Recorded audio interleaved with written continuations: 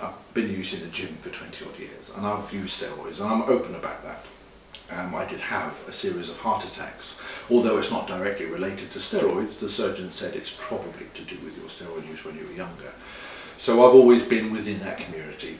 And my best book, my best-selling book actually, is a book I did about the 20 best bodybuilding steroids. So surprisingly, a lot of people are interested in that. It's just a very brief handbook detailing the 20 of the most commonly used steroids and how to use them. And it's not steroid abuse, it's steroid use. And I'm not against that at all. The trouble is steroids have had such a bad name. 100,000 people die of smoking every year in Britain, and that's a fact, and yet it's illegal. Alcohol causes aggression and violence on the streets of every city every single weekend night, and hundreds of thousands of people are affected, and that's legal. Steroid kills maybe a handful of people a year, maybe. And yet it's a terrible, terrible thing, and everybody says, oh, you shouldn't use steroids, they have really bad side effects. Well, so does paracetamol if you take too many.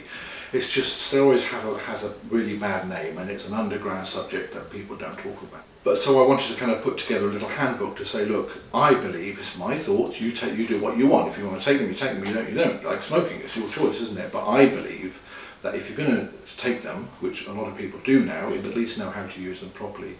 Don't abuse them, because like anything, you abuse anything, you're going to suffer the consequences. But there are very few really bad consequences of using steroids. So I kind of put it into a little book, the 20 best steroids, how much people take roughly, what's a good dosage to take, what the side effects, how long they last in the system for. Very kind of concise, it only costs £5 or £6. It's a very cheap little book. But I did that because I just wanted to say, look, this is what I believe in, and I've used them, and if you're going to use them, then teach yourself a little bit about them as well.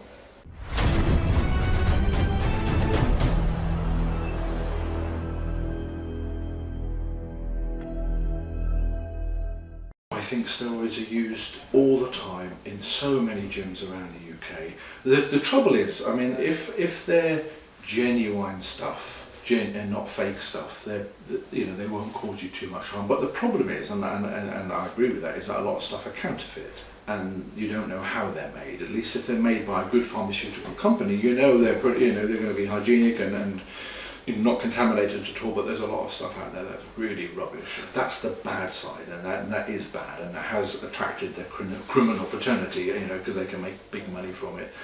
But steroids are everywhere now. Every gym you go to, there's so many people with great, huge physiques that are obviously muscular, that obviously take steroids, and we pay them millions of pounds, and yet they're really built on steroids. And,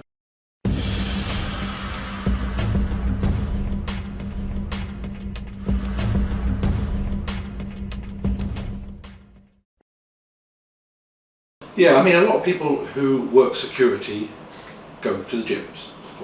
And a lot of people who go to the gyms use steroids, so they're all linked. Of course they are. Yeah, so I think but it always has been, and it's a deterrent, isn't it? I mean, we go back to the time where Doorman used to be pretty old school, and they gave you a slap. There were big built tattooed guys that looked menacing. That's the kind of good thing about those type of Doorman, because it is a deterrent. I went to a club when I was 16, I was being an arse, and the doorman gave me a slap and threw me out, and I wasn't an arse at that nightclub again.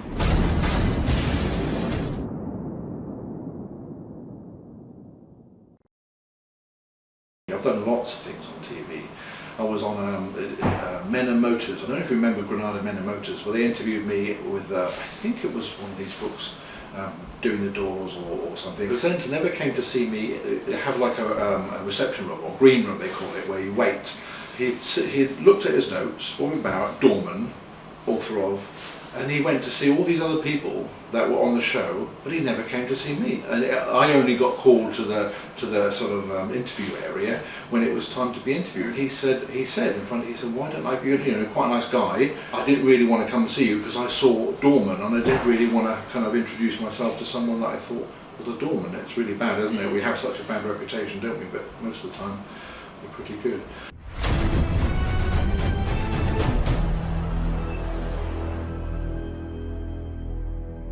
I am planning another book in the true crime. I really want to do a book about door girls, about girls on the door, because I think that was quite interesting. I did put the word out a few months ago, and I kind of got a kind of mixed interest really. A lot of girls were interested, but they didn't want to kind of be seen to be writing about their life on the door. I think now it's quite interesting. And again, what brings a girl to the door? What makes a girl work within that very kind of tough male dominated environment? Is there sexism on this? So I'd like to cover and look at that, even if people write anonymously, of course, which of course I'll accept. So I think that would be quite an interesting book, Door Girls. I think that would be quite interesting. So I'm kind of got that in the back of my mind once I finish the projects that I'm doing now.